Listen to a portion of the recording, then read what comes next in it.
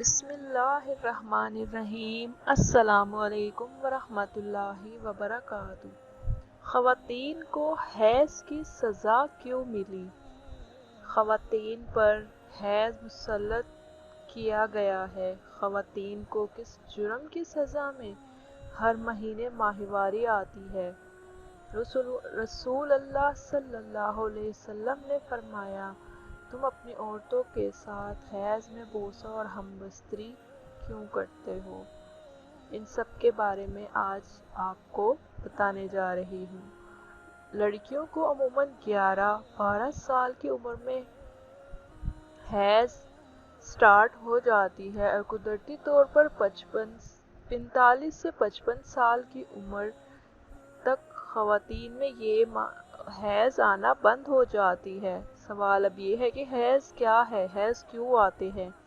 ان کا دورانیہ کیا ہے؟ اور سب سے اہم چیز کہ آخر عورتوں کو حیض آنا ضروری ہے یا نہیں؟ کیا عورت کو حیض کا آنا کسی گناہ کی سزا ہے؟ حیض کے کچھ ضروری مسائل آج کی اس ویڈیو کا حصہ ہوں گے۔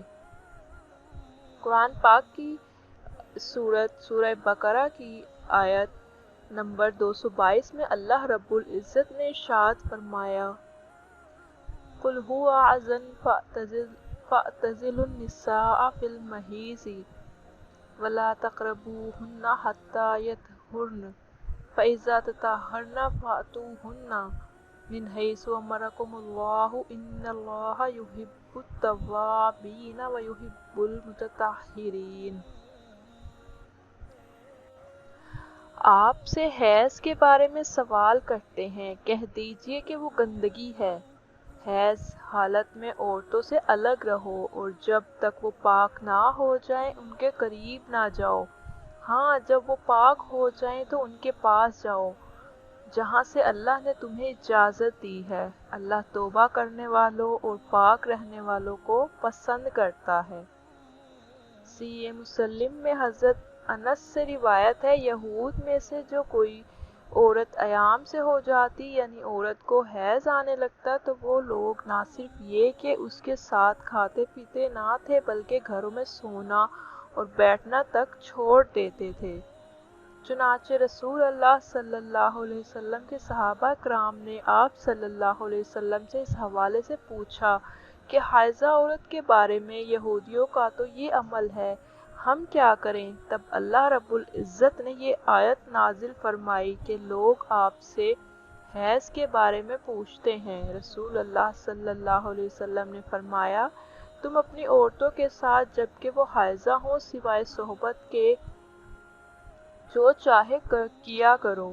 جب یہ خبر یہودیوں کو پہنچی تو انہوں نے کہا، یہ آدمی یعنی محمد صلی اللہ علیہ وسلم ہمارے جس دینی امر کی طرف متوجہ ہوتے ہیں اس میں ہماری مخالفت ضرور کرتے ہیں۔ یہود کی زبانی یہ سن کر دو صحابہ اکرام دربار رسالت میں حاضر ہوئے اور عرض کیا، یا رسول اللہ صلی اللہ علیہ وسلم، یہودی ایسا کہہ رہے ہیں۔ انہوں نے کہا، یہودیوں کا کلام نقل کیا ہے اور پھر یہ کہا، اگر آپ اجازت دیں یہودیوں کی منافقت کے لیے ہم اپنی عورتوں کے پاس ایام حیض میں رہنا سہنا چھوڑ دیں۔ یہ سن کر رسول اللہ صلی اللہ علیہ وسلم کا چہرہ مبارک مستغیث ہو گیا اور ہمیں یہ گمان ہو گیا کہ نبی کریم صلی اللہ علیہ وسلم ان دونوں صحابہ پر خفا ہو گئے ہیں۔ وہ دونوں نکل کر چل دیے۔ ان کے جاتے ہی رسول اللہ صلی اللہ علیہ وسلم کے پاس کہیں سے دودھ کا تحفہ آیا۔ آپ صلی اللہ علیہ وسلم نے ان دونوں کو پلایا اور ان دونوں کو پلایا تاکہ انہیں یہ پتہ چلے کہ رسول اللہ صلی اللہ علیہ وسلم ان سے ناراض نہیں ہیں۔ حیض سے مراد وہ خون ہے جو بالغ غیر حاملہ عورت کے رحم سے آئے اور اس کا سبب بیماری نہ ہو۔ اسی خون کے سبب کسی عورت میں بچہ پیدا کرنے کی صلاحیت موجود ہوتی ہے۔ اگر کسی عورت کو حیض یعنی ماہواری نہ آتی ہو تو وہ بچہ پیدا کرنے کی صلاحیت سے محروم ہوتی ہے۔ اس کی ابتدا کے حوالے سے صحیح قول یہ ہے کہ اس کی ابتدا حضرت حوا علیہ السلام سے ہوئی۔ حضرت حوا نے جب شجر ممنوعہ کا پھل کھایا تو اسی وقت سے یہ بیماری عورتوں کے ساتھ لگ گئی ہے عورتوں میں حیض کی مدت کم از کم 3 دن 3 راتیں ہیں، جبکہ زیادہ سے زیادہ مدت 10 دن اور 10 راتیں ہیں۔ اگر کسی عورت کو 3 دن یا 3 رات سے کم خون آنا ہو تو وہ حیض نہیں بلکہ استحاضہ ہے۔ اسی طرح اگر بیماری یا کسی اور وجہ سے کسی کو 10 دن اور 10 رات سے زیادہ خون آیا تو وہ جو 10 دن سے زائد ہوگا وہ بھی استحاضہ۔ استحاضہ سے مراد عورت کی شرمگاہ سے نکلنے والا وہ خون ہے، نہ حیض کا خون ہے نہ نفاس کا، بلکہ کسی بیماری کی وجہ سے آتا ہے۔ حدیث کی بعض کتابوں میں روایت موجود ہیں جن میں کہا گیا ہے کہ بنی اسرائیل کی عورتوں کو مسجدوں میں جانے اور مردوں کے ساتھ باجماعت نماز ادا کرنے کی اجازت تھی۔ وہاں انہوں نے ایڑیاں اونچی کر کے مردوں کی تاک جھانک شروع کر دی، چنانچہ انہیں مسجد جانے سے روک دیا گیا اور ان پر حیض مسلط کر دیا گیا۔ حضرت عبداللہ بن مسعود، حضرت اسماء بن ابی بکر اور ام المومنین حضرت عائشہ رضی اللہ تعالی عنہا سے مروی ہے کہ بنی اسرائیل کے عہد سے عورتوں میں حیض کی ابتدا جو بات کہی گئی تھی وہ درست نہیں ہے۔ بعض صحیح احادیث سے اشارہ ملتا ہے کہ عورتوں میں حیض کی ابتدا روزے اول سے ہے۔ حضرت عائشہ رضی اللہ تعالی عنہا حج الوداع میں اللہ کے رسول صلی اللہ علیہ وسلم کے ساتھ حج کے ارادے سے نکلی، راستے میں انہیں حیض آ گیا تو وہ اس اندیشے سے رونے لگی کہ وہ اب مناسک حج ادا کرنے سے محروم ہو جائیں گی۔ آپ صلی اللہ علیہ وسلم کو معلوم ہوا تو آپ نے انہیں سمجھاتے ہوئے فرمایا، یہ ایسی چیز ہے جس سے اللہ رب العزت نے اولاد آدم میں عورتوں کے لیے لازم قرار کر دیا ہے، اس حالت میں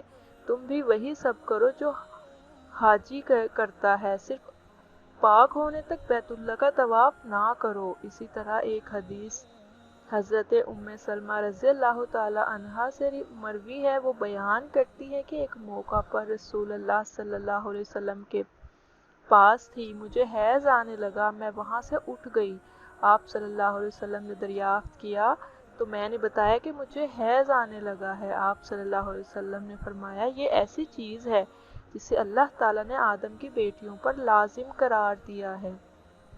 رسول اللہ صلی اللہ علیہ وسلم نے فرمایا، یہ وہ چیز ہے جسے اللہ تعالیٰ نے آدم کی بیٹیوں پر لازم قرار دیا ہے۔ بعض لوگوں کا کہنا ہے کہ حیض کا آغاز بنی اسرائیل کی عورتوں سے ہوا۔ اس معاملے میں رسول اللہ صلی اللہ علیہ وسلم کا ارشاد ہے زیادہ معتبر ہے۔ اگر حیض کے مسائل کی بات کی جائے تو ایام حیض میں عورتوں کے لیے نماز، روزہ، تلاوت جائز نہیں۔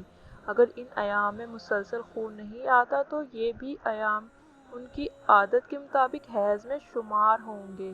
غسل کرنے سے بھی طہارت حاصل نہیں ہوگی، نماز، روزہ، تلاوت نہیں کر سکتی۔